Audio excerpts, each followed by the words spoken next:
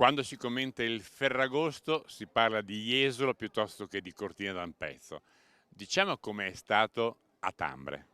Allora, è stato un bellissimo Ferragosto con tantissime persone che penso abbiano scelto la montagna anche per questo discorso di cambiamento climatico che sta veramente facendo soffrire chi abita nelle zone di pianura.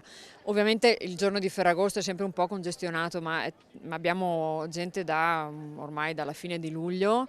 C'è un bel movimento di persone che cercano la montagna, la tranquillità e che riescono a raggiungere una zona come la nostra che è facilmente raggiungibile ma non è così satura come altre località di montagna.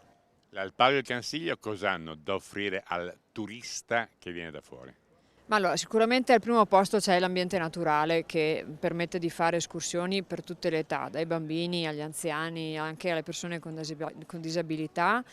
L'ambiente è al primo posto, poi però c'è tutta una ricchezza di realtà da scoprire che vanno dall'enogastronomia alla cultura con i musei, alle manifestazioni. Noi abbiamo più di 200 eventi in tutta l'estate nella conca dell'Alpago e li abbiamo riuniti in una brochure che li espone tutti, abbiamo anche un sito dedicato proprio per far capire alla gente quanta possibilità c'è oltre alla bellezza naturali che sono al primo posto.